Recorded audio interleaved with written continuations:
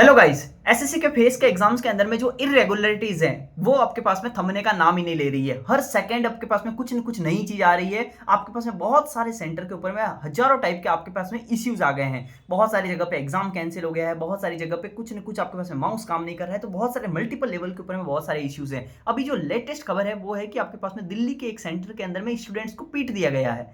ये तो आप मान के चलिए कि इतना ज्यादा आपके पास में घिनौना वाला काम है, बहुत घटिया काम है कि आप अभी टीसीएस जैसे आपके पास में वेंडर था और अभी आपके पास में नया वेंडर है एडुकेटी। तो टीसीएस वेंडर के अंदर में ये जो हरकत है वो तो आपको कभी भी देखने को कहीं पे भी नहीं मिली होगी। इवन कहीं पे भी एग्जाम के किसी भी सेंटर के ऊपर में जो आपके पास में इन्विजिलेटर है उन्होंने कोई भी आपके पास में बदतमीजी वगैरह की है, ऐसा कोई भी वीडियो आपने कहीं पे भी नहीं देखा होगा। अभी तो आपके पास में एडुकेटी के अंदर में इतने ज्यादा आपके पास में इश्यूज है कि आपको हर सेकेंड आपके पास में कुछ न कुछ रील्स आ जाएगी, कुछ न कुछ शॉर्ट्स आ जाएगा, कुछ वीडियोज आ जाएगा कि आपके पास में स्टूडेंट्स बहुत ही ज्यादा प्रताड़ित हो रहे हैं। आपके पास में जो इन्विजिलेटर है वो बिल्कुल ही अच्छे से बात नहीं कर रहे हैं। देखिए, सबसे पहले तो आपके पास में एक स्टूडेंट्स को उन्होंने बहुत ज्यादा पीट दिया, ठीक है। तो आप बाउंसर्स वगैरह बुलाए गए और उसके बाद में आपके सेंटर के ऊपर में स्टूडेंट्स ने अगर थोड़ा बहुत आपके पास डिमांड की कि आपके पास में कंप्यूटर सही नहीं है या फिर माउस सही नहीं है, फिर जो भी उनको इश्यूज फेस हो रहे थे उन्होंने जैसे ही डिमांड की तो आपके पास में उन्होंने क्या किया, इन्विजिलेटर जो आपका एग्जाम सेंटर है, एग्जाम कंडक्ट करवाने वालों ने कि बाउंसर बुलाए और उसके बाद में उनको पीट दिया। आपके पास में देखोगे तो आपके पास में पूरा ब्लीडिंग हो गई है उनको।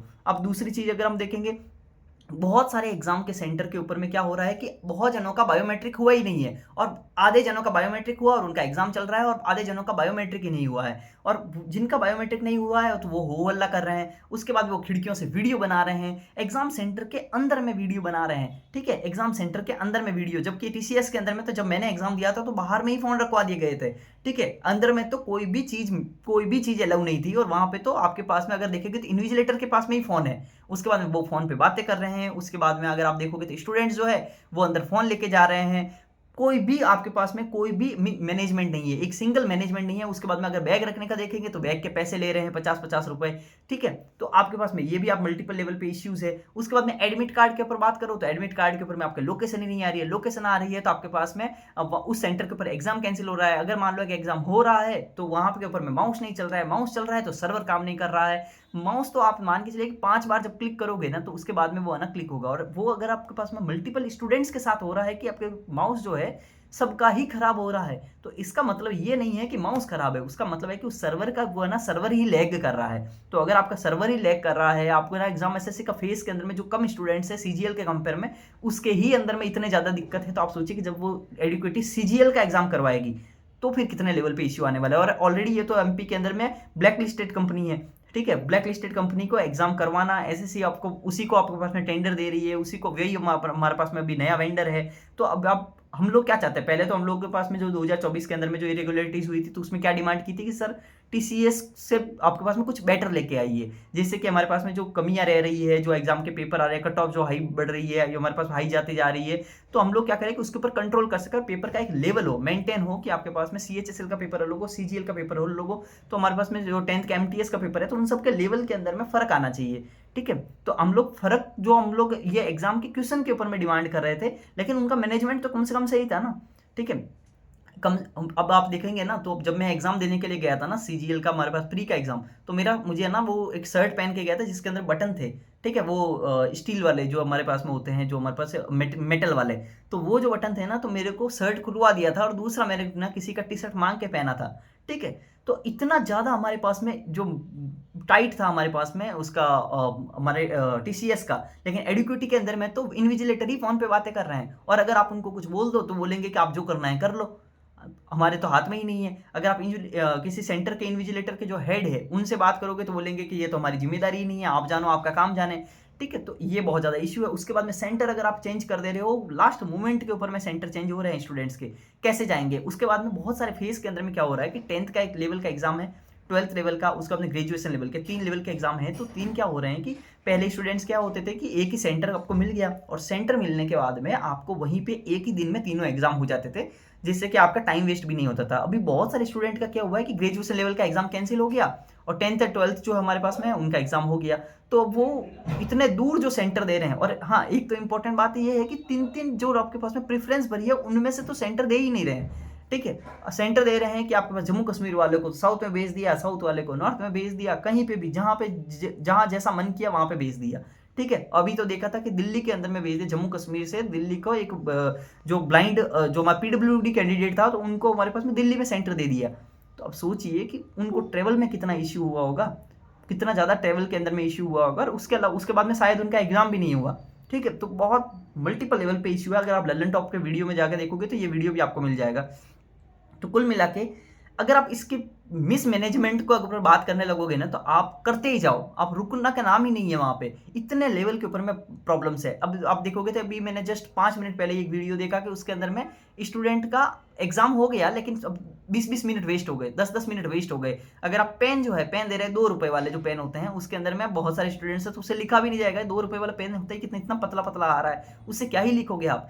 ठीक है, तो कुल मिला के आपका हर लेवल के ऊपर में सिर्फ और सिर्फ एक चीज है, वो है इश्यूज, और एक चीज और है, वो है मिसमैनेजमेंट। बाकी कुछ भी नहीं है। पेपर का लेवल अगर आप देखोगे तो पेपर के अंदर में जो सिलेबस के अंदर में चीजें लिखी नहीं है, लॉग के ऊपर में, मॉड के ऊपर में सवाल आ रहे हैं, मॉड बेस्ड सवाल, लॉग बेस्ड सवाल, जो कि आपके पास में सिलेबस में ही नहीं लिखा गया है, तो वो आपके सवाल आ रहे हैं। उसके बाद में आप स्टैटिस्टिक और प्रोबेबिलिटी जो मेंस के टॉपिक होते हैं, वो आपने मतलब लिखा हुआ ही नहीं है सिलेबस में, और आपने वो डाल दिया है। मतलब आप सोचिए कि अगर आप सीजीएल प्री की तैयारी कर रहे हैं, तो सीजीएल प्री के एग्जाम के अंदर में क्या होने वाला है। ये बच्चे तो अभी आप देखोगे ना, तो टेलीग्राम ग्रुप के ऊपर में मैंने कल रात को टेलीग्राम ग्रुप को म्यूट कर दिया था। क्यों म्यूट कर दिया था?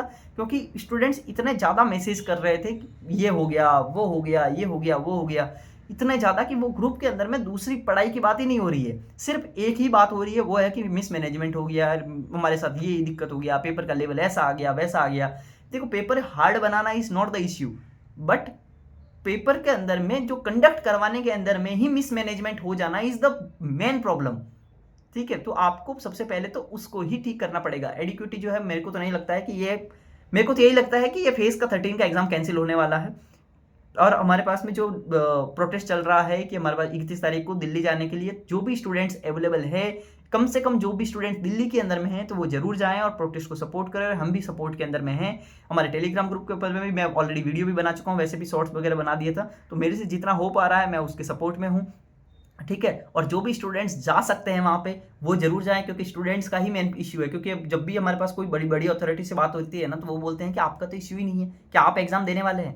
जब जो होता है ना मेन हमारे पास में जो प्रॉब्लम फेस कर रहा है, जब तक वो आदमी नहीं बोलता है ना, तब तक हमारे पास में कोई भी हायर अथॉरिटी आपकी सुनती ही नहीं है। ठीक है, टीचर को तो लगता है कि भाई कि हाँ ये बिजनेस कर रहे होंगे, लड़कों को भड़का रहे होंगे, तो उस नाम के ऊपर में इश्यूज हो जाते हैं। लेकिन हमारे पास अगर स्टूडेंट खुद बोलता है कि मेरे साथ में ये हुआ है दिक्कत, तो वो सबकी सुनी जाती है। और एक मैं और ललन टॉप का अभी लेटेस्ट इंटरव्यू जो कल रात को शायद अपलोड हुआ था, उसमें देख रहा था कि एक जने तो बोल रहे हैं कि आपके पेपर ही लीक हो गया है। पेपर में क्या हुआ कि रात को उनके पास पीडीएफ आ गई है, पीडीएफ के ऊपर में जो सवाल है 60-70% सेम आ गए सारे के सारे। तो वो जो चीज़ है कि वो बोल रहे हैं कि वो जो पेपर के पीडीएफ मेरे को दिखाई थी, वो तो वो एग्जाम के अंदर में देखे तो वही सवाल है, एग्जैक्ट सवाल है।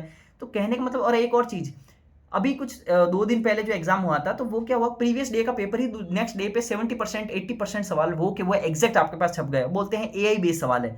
काहे का एआई बेस्ड सवाल है? एआई बेस्ड सवाल के अंदर में आप एग्जाम के आप ना सवालों को चेंज नहीं कर सकते क्या?